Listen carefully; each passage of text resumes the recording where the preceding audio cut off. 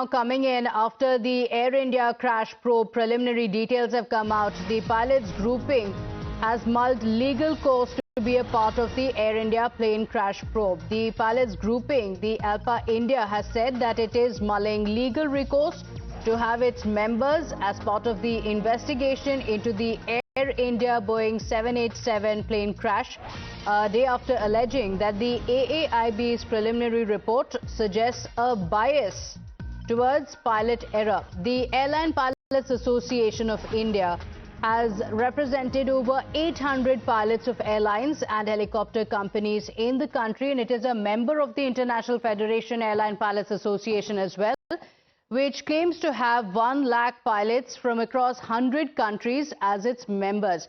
Against the backdrop of the AAIB's preliminary report, representatives of this association will be meeting officials of the Director General of Civil Aviation to discuss the various issues. Remember, they have pointed out some of the issues in the preliminary report. The government, though, has said don't jump to conclusions yet, and we will be looking at a detailed or the final report to come out. So the government has said wait for the final report, but the Pilots Association is now mulling legal course as well. They have in fact spoken about some of the issues. They have spoken about the preliminary probe report and have pointed out some issues, saying that this is the reason why there needs some changes. What are these findings? What is it that the Pilot Association is actually opposing? Let's break it down for you and get you these details. Now, the AI-171 lost the lift mid-air, as we know the details. The preliminary report is out already, and that report has ruled out some of the speculations on what actually went wrong, but it has not actually provided answers on what happened. One of the revelations that has come out in the preliminary report is that there was a conversation between the two pilots, and the two pilots were heard talking, where one was seen asking, why did you cut it off, talking about the fuel switch, while the other pilot is heard saying that he did not.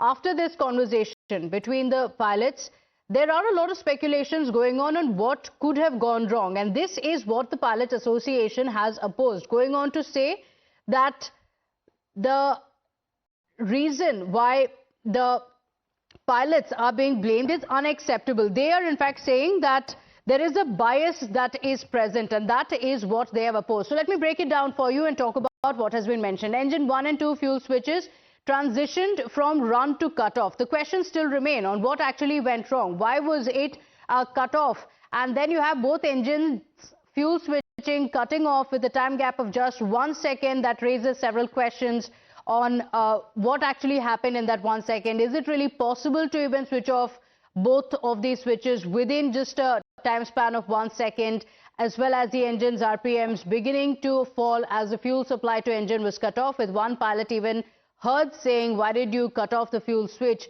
And the other one denies it. And seconds later, it is brought from cut off to run. And 4 seconds later, the engine 2 switches and transitions from cut off to run. Then in that fraction of a second, there is the probability that the flight could recover, but that does not happen. Engine 1's core deacceleration stops. It starts to progress to recovery. Engine 2 relights, but couldn't really resist, and it begins recovery. Unfortunately, the time was just not enough. Because of the paucity of time, the engines could not recover, and that is what led to the aircraft actually falling. But what is the lens on, and why is it that the Pilots Association is actually raising an objection to it? There is a conversation that has taken place between these two pilots, where one pilot is heard asking the other, why did you cut off the fuel switch? Whereas the other pilot responds and says, I did not. This was a conversation that took place. Now, this has led to some of the questions being raised, some of the speculations being raised. You also heard some of the opposition leaders going on to say that this seems to be giving a clean chit to Boeing completely. Now, this is a preliminary report that has come out. The government has said, wait for the final report to come out. Let's also tell you what happened inside the cockpit. Who was inside the cockpit? Who were the pilots? Captain Sumit Sabharwal, a 60-year-old pilot who is the senior most pilot on board, and he is a very, very experienced pilot, 8,200 flying hours. He was just weeks away from his retirement. He lived in Powai. These are the details available of the captain who was the main pilot, more experienced. And the other pilot, his co-pilot or the first officer, is Clive Kunder, who is the son of a former Air India flight attendant and was trained at the Bombay Flying Club with over 1,000 flying hours and had been with Air India for 5 years. So this was a conversation that took place between the two pilots, but it has not given an answer to what actually went wrong. This led to a lot of speculations, after which the Pilots Association has now mulled this action. We have more breaking updates now coming in. A small aircraft has crashed at London Southend Airport. An